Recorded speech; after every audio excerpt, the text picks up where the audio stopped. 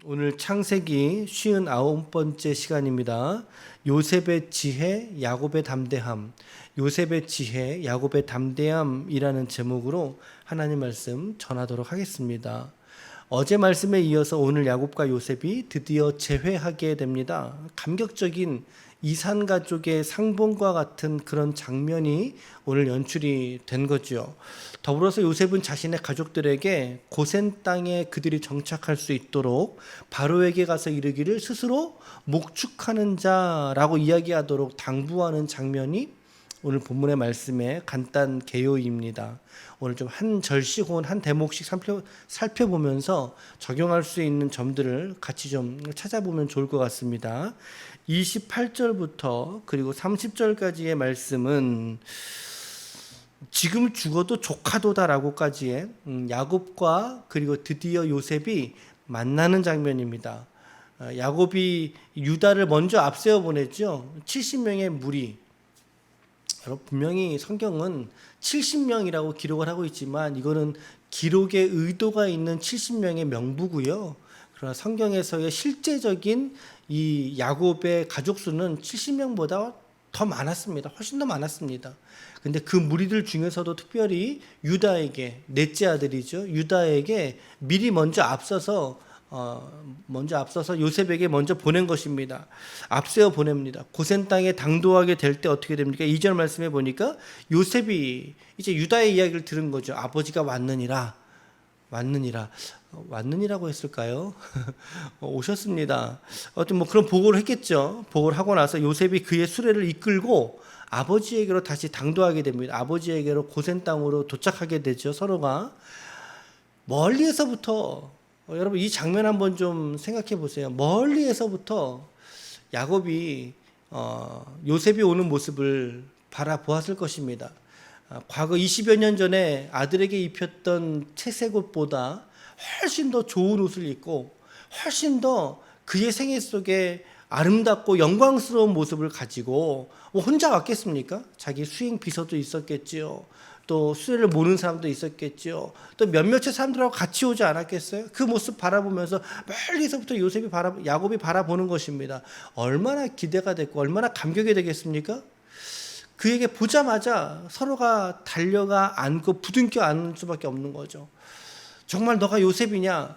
정말 당신이 아버지 야곱이십니까? 뭐 한눈에 알아볼 수 있는 거죠. 얼굴을 묻고 서로 얼싸안고 또 울다가 또다시 얼굴 한번 보자. 또 보고 또다시 안고 얼싸안고 또다시 얼굴 한번 보자. 정말 감당치 못할 축복을 받은 것처럼 그렇게 요셉과 그리고 그의 아버지 야곱은 세상이 감당치 못할 그러한 기쁨을, 그러한 서로의 가족애를 서로가 경험하고 있는 너무나 아름다운 한 토막의 영화의 장면 같습니다. 그러면서 야곱이 그에게 무엇이라고 말하냐면 30절에 네가 지금까지 살아있고 내가 너희의 얼굴을 봤으니 이제는 내가 죽어도 조카도다.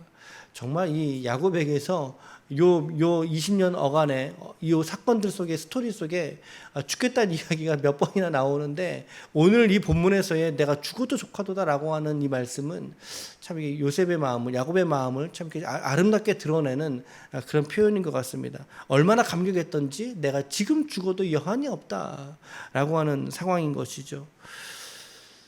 과거에는 유다가 어떤 존재였어요? 유다가 요셉을 팔자고 앞장섰던, 물론 중재하는 성격이지만 어쨌든 자기 형제를 팔자라고 제안했던 인물이 유다입니다. 유다. 어쩌면 은 20냥을 받았던 것도 유다일 수도 있어요. 그런 생각이 좀 들죠.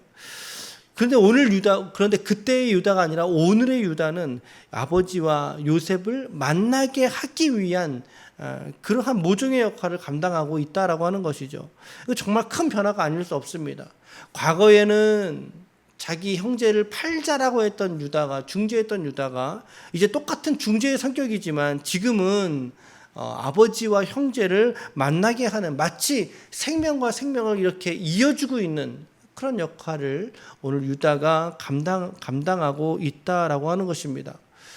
아버지의 감동뿐만 아니라 이 사건 속에서는 분명 유다를 포함한 모든 형제들이 이 사건 때문에 그들 모두가 고무되어져 있었을 것입니다. 뭐 처음 본 사람도 있었겠죠. 뭐 베냐민의 아내, 베냐민의 종들, 베냐민의 자식들 다 처음 보는 거죠. 요셉이 누군지를 처음 보는 것입니다.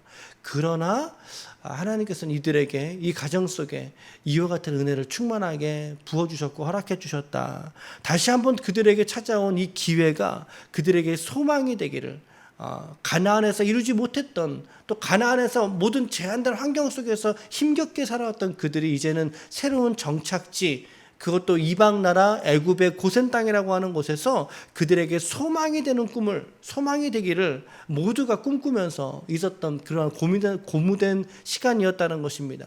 그런데 오늘 요셉은 역시 그 꿈을 위해서 이제는 형들에게 요셉이 어떠한 역할을 또다시 중재하게 됩니다. 31절부터 34절까지의 말씀이 요셉의 당부의 성격이 있습니다. 어떤 부탁을 하는데 어떤 말을 하라는 것입니까?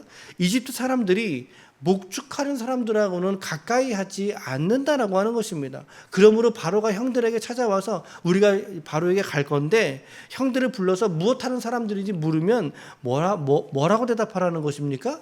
목축을 하는 사람들입니다 라고 이야기를 하라고 언급해 주고 있습니다. 이것 역시 요셉의 번뜩이는 지혜가 드러나는 장면이에요. 요셉의 지혜가, 요셉은 지금 형들을 포함해서 그의 가문에 온 식솔들이 70여 명의 사람들이 애굽과 동화되거나 혹은 애굽의 어떤 정치적인 중심이 되기를 원치 않았던 거죠. 생각해 보세요.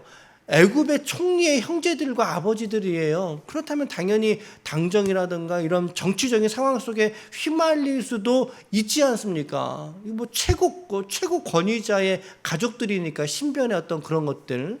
그러니까 더군다나 애굽과 혼인을 하거나 사람들과 혼인을 함으로 그들의 정체성이라고 하는 민족성이 흩어질 거 아닙니까? 어떤 그런 야곱이 이것은 흩어지는 바는 야곱이 원하는 바가 아니었죠. 선민 이스라엘입니다. 선택된 민족 이스라엘로서의 구별과 그런 차별점들이 그들에게 있는데 그런 민족성들을 계속해서 앞으로도 만들어가고 계승해야 되기 때문에 오늘 요셉이 그러한 책임에까지 우리 오늘 요셉을 생각해 볼 수 있는 그런 장면입니다. 형제들에게 그들의 직업을 목축업으로 소개하라고 이렇게 언지를 넣어 놓는 거죠. 이것을 이제 요셉의 순발력이나 혹은 재치, 저는 이것이 요셉의 지혜이지 않을까라고 하는 생각을 함과 동시에 좋다.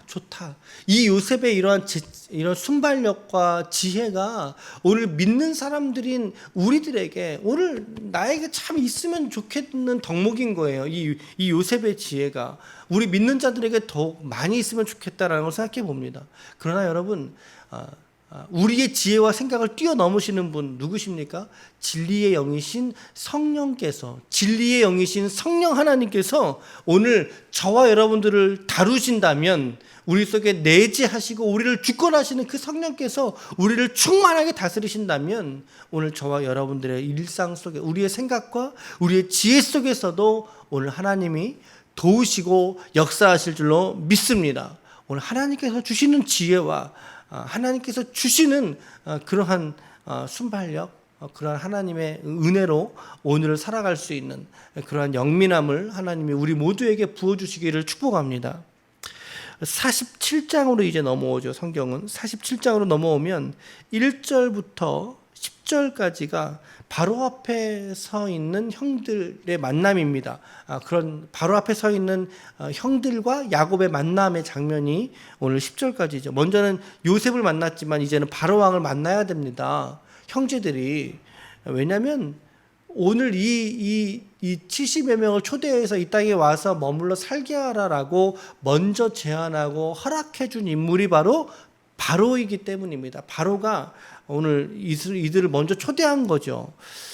게다가 이제 요셉의 아버지요 형제들을, 이 이산 가족을 정말 이렇게 만났다는 소식을 들으니까 당연히 바로에게 가서 서로 이렇게 대면하게 되는 게 맞는 거죠. 그런데 2절 말씀해 보시면 47장 2절에 보면 그의 형들 중에 5명을 택하여 바로에게 보이니, 라고 기록을 한 것으로 보면 오늘 전체 11명의 형제를 모두 다 데리고 가서 소개했다기보다는 이제 그 중에 5명을 선발했다.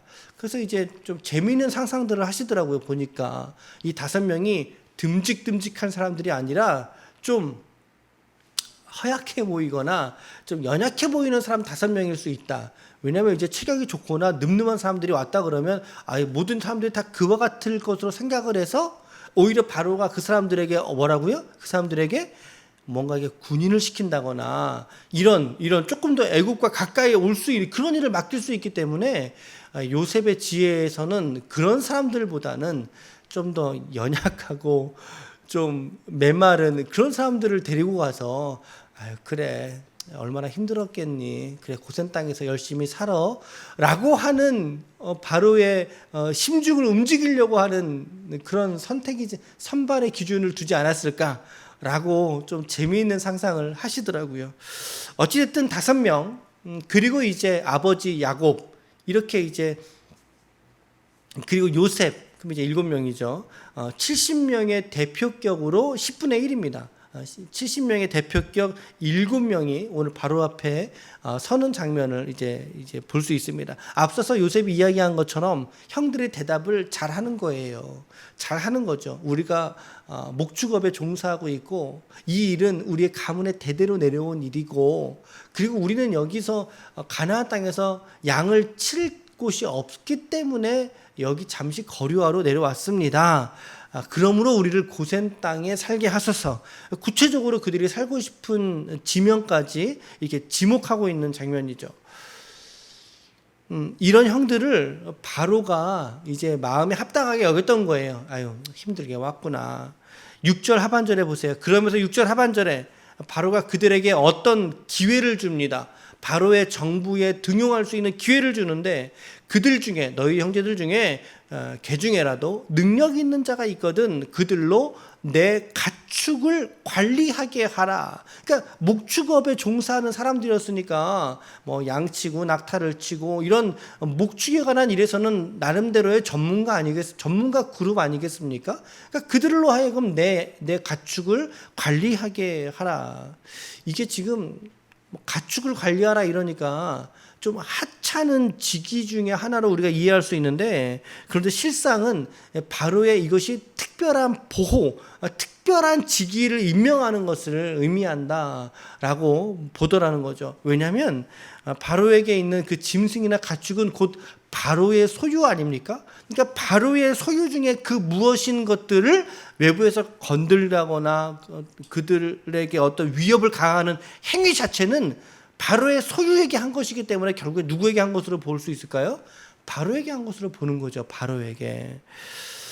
그럼 바로의 권위에 도전한 것으로 보았기 때문에 이 왕의 짐승을 관리하는 직위는 결코 낮은 직위가 아니었다고 합니다.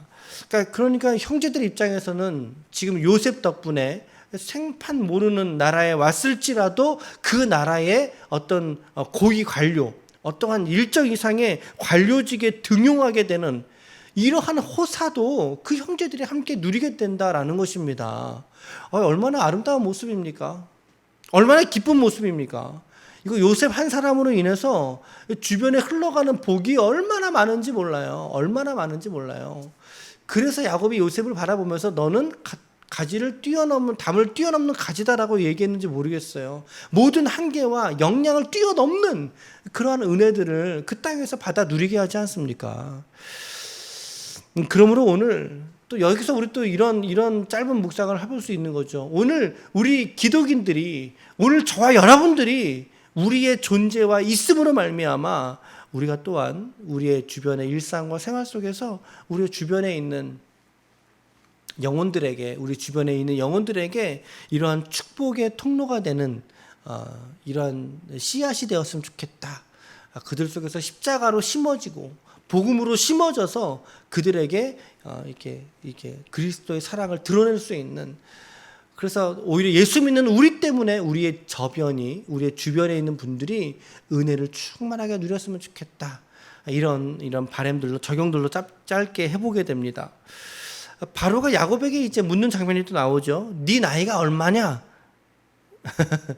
좀 재밌죠? 네 나이가 얼마냐? 그랬습니다. 이게 개역개정의 번역의 좀 특징인데 왜 이렇게 반말을 쓰나? 여러분 그 단편적으로 그렇게 이해하지 마시고요. 이 번역을 새 번역에서는요. 어른께서는 연세가 어떻게 되시오라고 말한 그렇게 번역을 했고 쉬운 성경에서는 그대는 나이가 어떻게 되시오라고 이렇게 점잖게 번역을 해 주었습니다. 우리 개역개정 번역의 특징이라는 것 정도로만 좀 이해하시고 이렇게 넘어가시면 좋겠어요. 어떻게 또 이렇게 또 반말을 했대? 이렇게 보지 마시고 어찌됐든 바로가 야곱의 나이를 묻게 되자 야곱이 뭐라고 대답하냐면 9절과 10절로 이제 9절로 대답하고 10절로 이제 나가게 되죠. 같이 한번 읽어볼까요? 9절 10절 시작. 야곱이 바로에게 아뢰되 내 나그네 길의 세월이 130년이니이다. 내 나이가 얼마 못 되니 우리 조상의 나그네 길의 연조에 미치지 못하나 험악한 세월을 보내었나이다 하고 야곱이 바로에게 축복하고 그 앞에서 나오니라. 그렇죠, 맞죠? 험악한 세월이 맞아요. 여러분 그 바로하고 그리고 지금 오늘 야곱하고 대화를 나누는 신이 여기 이 장면 하나예요. 이 장면 하나인데 이 대사밖에 없어요. 그런데 그의 아들 5명의 형제들이 와서 바로에게 이야기했던 그 어감과 오늘 이 9절 한 절에서 야곱이 바로에게 말했던 나누는 이 어감하고는 차이점이 있어요. 여러분 혹시 이 차이점 발견할 수 있으시겠어요? 3절을 읽어보시고요. 그리고 3절과 4절과 3, 4절과 9절과의 이들 각각의 대화의 어떤 차이점을 발견해 보세요. 얼른 다시 한번 보십시오, 여러분. 3절을 보면 바로가 요셉의 형들에게 묻되 너희 생업이 무엇이냐라고 물습니다. 근데 그들이 형제들이 바로에게 대답하는데 뭐라고 대답합니까? 종들은 목자이온데 이렇게 말합니다. 종들은 목자이온데 우리 선조가 다 그러하니이다 이렇게 돼 있고 4절 중반에 보시면 4절 중반에 종들의 양떼를 이렇게 말합니다. 종들의 양떼를. 그것도 하반절에 보면 종들로 고센 땅에 살게 하소서 종들로라고 표현하고 있습니다. 그런데 오늘 야곱의 대답을 보세요. 네 나이가 얼마냐라고 물었어요. 네 나이가 얼마냐? 만약에 이게 정말 이렇다 하대했다라고 묻는다면 바짝 얼어야 되는 상황이죠. 바짝 얼어야죠. 네 나이가 얼마냐? 그 뭐라고 말합니까?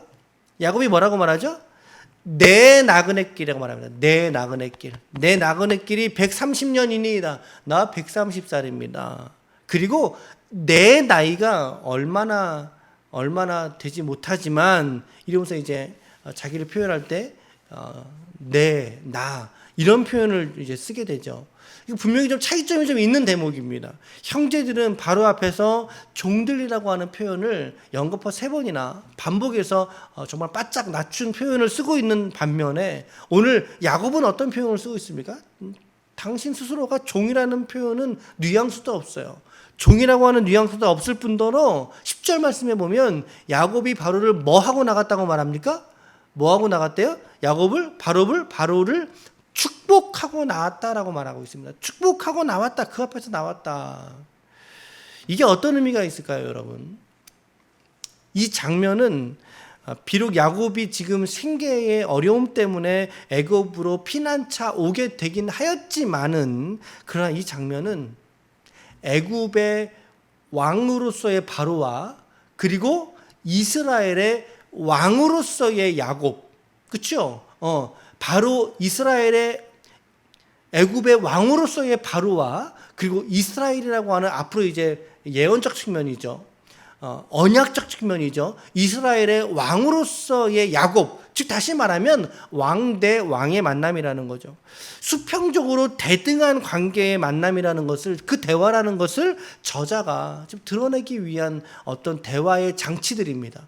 그래서 이제 자녀들이 말할 때는 종이라는 표현으로 낮춰서 말하지만 그러나 야곱은 바로 앞에서도 결코 굴하지 않는, 결코 쫄지 않는, 쉽게 말하면 쫄지 않는 그러한 대화를 담대하게 그 바로 앞에서 펼쳐가더라는 것이죠. 심지어 그에게 축복을 빌어주고 나와요. 복을 누가 빌어줘요, 여러분?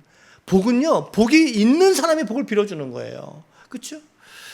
오늘 우리 지체들이 우리가 이 세상을 살아가는 담대함도 오늘 이 야곱의 담대함을 좀 담아내었으면 좋겠어요, 여러분.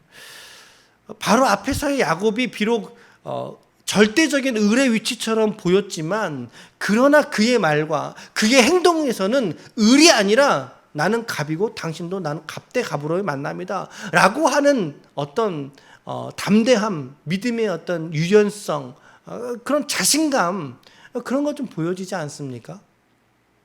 오히려 여유가 있는 것처럼 보이죠, 야곱의 태도가. 당시 애굽에서는 가장 존경받는 나이가 110세라고 합니다. 110세. 그런데 오늘 야곱은 그보다 무려 20살이나 더 많은 130세의 나이라고 고백을 하죠. 연륜으로 보나, 그리고 하나님의 백성이라고 하는 존재의 본질로서 보나, 오늘 야곱이 바로 앞에서 보여주고 있는 이 태도는 정당한 태도요, 합당한 모습이다라고 하는 것이죠. 여러분, 오늘 저와 여러분들도 이 땅을 살아가면서 굴하지 않았으면 좋겠습니다.